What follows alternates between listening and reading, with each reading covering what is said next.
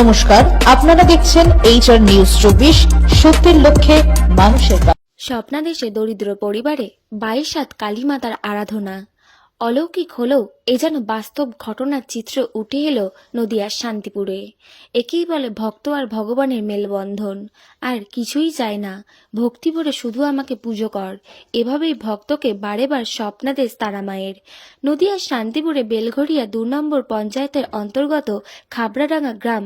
এই গ্রামে গত 3 মাস আগে ববিতা বিশ্বাস নামে এক গৃহবধূ তার পরিবারকে নিয়ে বসবাস করতে শুরু করেন। স্বামী প্রতিবন্ধী হওয়ায় স্বামীর সাথে ফুচকা ব্যবসায় হাতে হাত লাগান, আর তাতেই কোনো রকমের সংসার চালান তিনি। কিন্তু মা তারার ভীষণ ভক্ত ওই গৃহবধূ। দিন কয়েক আগে ওই গৃহবধূ যখন বাড়িতে ভক্তির সাথে পুজোয় ব্যস্ত ছিলেন, হঠাৎই তার ভর ওঠে। তখনই মা তারা আদেশ দেন 22 হাত রূপে পূজা করতে, কিন্তু সামর্থ্য কোথায়। পরবর্তীতে মা তারাকে পুজো না দেওয়ায় আবারও একাধিকবার স্বপ্নাদেশ দিতে শুরু করে মা তারা। আগামী মাঘ মাসের মঙ্গলবারে তিথিতে পুজো করার আদেশ দেন বারেবার ওই গৃহবধূকে। এরপরেই ওই গৃহবধূ সমস্ত ঘটনা খুলে বলে গ্রামবাসীদের। গৃহবধূর কথায় এগিয়ে আসে গ্রামবাসীরা। সেই মতো মাতৃমূর্তি তৈরির কাজ শুরু হয়। তারা মায়ের মূর্তি তৈরি করতে আনা হয় সুদক্ষ মৃৎশিল্পী। গ্রামের মানুষেরাও হাতে হাত লাগিয়ে অল্প সময়ের মধ্যে তৈরি করে ফেলেন মাতৃমূর্তি। তবে এই ঘটনায় শোরগোল পড়ে যায় গোটা শান্তিপুরে। মায়ের মূর্তি দেখতে ছুটে আসা অসংখ্য ভক্তবৃন্দরা। আর স্বপ্নাদেশে মায়ের আরাধনায় বত্রী হয়েছেন গ্রামের মানুষও। তবে মায়ের পুজো নেওয়ার সম্পর্কে গৃহবধূ ববিতা বিশ্বাস বলেন, ছোটবেলায় সে নিজের জন্মধাত্রী মাকে হারিয়েছে, কিন্তু তারা মায়ের উপর ভক্তি তার আগাগোড়ায়।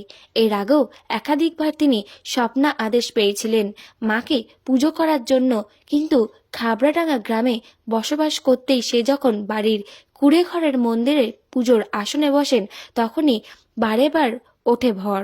আবারও একই নির্দেশ পান তারা মায়ের। অন্যদিকে পুজোর দিনও দেখা গেল এক অলৌকিক চিত্র। তারা মায়ের জন্য ফুলের মালা গাঁথতে থাকলে আবারও ভর উঠল ওই গৃহবধূর।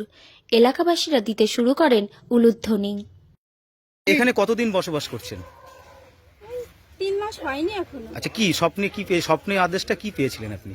স্বপ্নে উনি আমি যখন এই বাড়ি থেকে এসেছি তখন এইখানে এসে মন্দির করেছি, তখন তো আমি পুজো করবো ভাবিনি। এখন উনি স্বপ্নে আমাকে বলে, তুই আমাকে 22 হাত মাটির মূর্তির উপরে 3 বছর পুজো করবি। আমি বলি, আমি কি করে করবো, আমার তো সামর্থ্য নাই, আমি কি করে করবো। উনি আমাকে বলে কি, সময় হলেই সমাধান পাবি। আচ্ছা, সময় হলেই সমাধান পাবি, এরকম শুধু বলে। এবার হচ্ছে একদিন আমি পাশের বাড়ির দিদাকে বলছি, ওর বাবাকে বললাম, বাবা বলছি কি, তুমি ক্ষমা টমা চাও, আমি তো এবার ওনার মূর্তি মন্দিরে রাখতে পারবো না, তো আমি 22 হাত রূপে কি করে পুজো করবো। এবার ওই দিদাকে বললাম, এবার দিদা বললো কি, তাহলে তুমি মার কাছে পুজো দাও, পুজো দিয়ে তুমি শোনো কি বলতে চাই। এবার যখন মন্দিরে পুজো দিতে গেলাম, পুজো দেওয়ার সময় তখন আবার আদেশ দিল। এসে ওনার ওই স্বপ্নে যে কথা, ওই কথা একই কথা। হ্যাঁ, 22 হাত মাটির মূর্তি হয়ে পুজো নেব। এখন কি গ্রামবাসীরা এগিয়ে এসে পুজো করার জন্য? সবাই থেকে, কিন্তু মাঝে আমার কাছে পুজো নিতে এসে আমি একটা টাকা দিয়েও মায়ের পুজো দিতে পারছি না। আচ্ছা, কি করেন আপনার স্বামী? ফুচকা বিক্রি করে। এমনি কিন্তু অসুস্থ? হ্যাঁ, উনি একটা পায়ে অ্যাক্সিডেন্ট। কিভাবে চালান সংসার? ওই ফুচকা বেচে ওইভাবেই টুকটাক করে। তাহলে তারা মায়ের আরাধনা করতেন আগে থাকতেই? তারা মায়ের আরাধনা কি আগে থাকতেই করতেন? হ্যাঁ, ছোটবেলা থেকে আমি রক্ষাকালীর পুজো করি। আচ্ছা, এই যে পুজো করছেন, তাহলে এলাকাবাসী আপনাদেরকে সাহায্য করছে? হ্যাঁ, সবার অনুদান দিয়েই পুজো হচ্ছে। আজকের দিনটা বিশেষ তিথি কেন, মেনে নিয়েছেন কেন? এটা কি আজকের দিনে নির্দেশ দিয়েছিল পুজো? হ্যাঁ, মা বলেছে আমার হচ্ছে প্রথম মাঘ মাসের প্রথম মঙ্গলবারে আমার পুজো করবি। আচ্ছা, এই পরবর্তীতে কি পুজো চালিয়ে যাওয়ার ইচ্ছা আছে এলাকাবাসী যদি সহযোগিতা করে? হ্যাঁ। কি নাম আপনার? ববিতা বিশ্বাস। এই জায়গার নাম? খাপড়াডাঙ্গা। স্বামীর নাম? খাপড়াডাঙ্গা। স্বামীর নাম? গোপাল বিশ্বাস। ওই যে ভরে যে মায়ের স্বপ্ন যে আদেশ, সেই আদেশটা কিভাবে কি হলো কি জানেন? এবার উনি আর কি অনেক আগের থেকেই মা আসতো ওনার কাছে, ওনাকে বলেছে যে আমার পুজো করতে হবে। তা উনি বলেছিলেন যে আমার যতটুকু সমর্থ আমি সেই অনুযায়ী করব। মা বলেছে যে না, আমাকে 22 হাত রূপেই আমি আসবো, আর 22 হাত রূপেই আমাকে পুজো করতে হবে। আচ্ছা, তাও বলেছে আমার তো সমর্থ নেই এত বড় পুজো করার। বলেছে ঠিক আছে, তুই 10 গ্রাম ঘুরবি, ঘুরে ভিক্ষা করবি, দেখ তুই শুরু কর, পুজোটা ঠিক হয়ে যাবে। তাই মায়ের আশীর্বাদেই উনি শুরু করে এবং সমস্ত গ্রামবাসীর সহযোগিতায় আজ এত বড় পুজোটা। এটা কি বাড়ি অনুষ্ঠিত ওনার? হয়েছে। এটা কি বাড়ি ওনার? হ্যাঁ, এটা ওনার বাড়ি। উনি মন্দির আগে তো নেই কোলাঘাটে দেখা থাকতো। যাচ্ছে। ওই বাড়িতে ছোট করে মন্দির করেছে, ওইখানে মায়ের ঘট বসানো আছে। ওইখানে এরপরে পুজো পরিকল্পনা আছে মন্দির করার?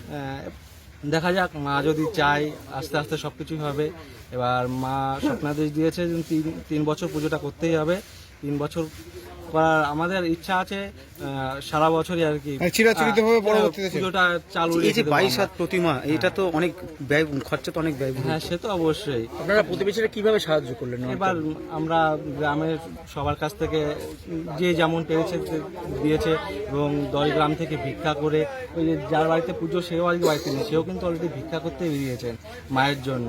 সে ভিক্ষা টিক্ষা করে এনে যতটুকু সমর্থ এরকমভাবেই চলছে সব গ্রামবাসীদের। মায়ের কি আদেশ ছিল যে আজকের দিনে পুজো করতে হ্যাঁ, হবে? মা বলেছিল মাঘ মাসের প্রথম মঙ্গলবার ধরে এটা পুজো করতে।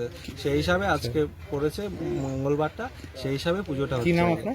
আমার নাম রাজু বিশ্বাস, জায়গার নাম? ঘোড়ারিয়া খাপড়াডাঙ্গা, শান্তিপুর নদিয়া।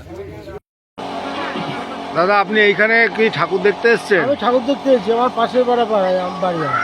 পাশের পাড়ায় বাড়ি? হ্যাঁ। পাশের পাড়া কোন জায়গায় বাড়ি? ঘোষপাড়া। ঘোষপাড়ায়? হ্যাঁ। এই ঠাকুর দেখতে এসে কেমন লাগছে আপনার? ভালো লাগছে। মানে মনের একটা আনন্দ, হ্যাঁ, মনে হয় আর আনন্দ লাগছে। যে পাশের পাড়ায় এত বড় হ্যাঁ। পুজো। এত বড় ঠাকুর তো হয় না। হ্যাঁ, আগে এরকম ভাবে পূজিত হয়েছেন না এখানে? না না। আপনি জানেন কি পুজো যে ঠাকুরটা মানে ওই পূজা হবে? মায়ের কি ভাবে ওই মেয়ে ছেলেটার ইয়ে করে একটা ইয়ে করেছে, স্বপ্ন ইয়ে করে। ও আচ্ছা আচ্ছা। আপনার পরিচয়? আমার পরিচয়, আপনার নাম কি? নাম ওই দুর্গাপাল।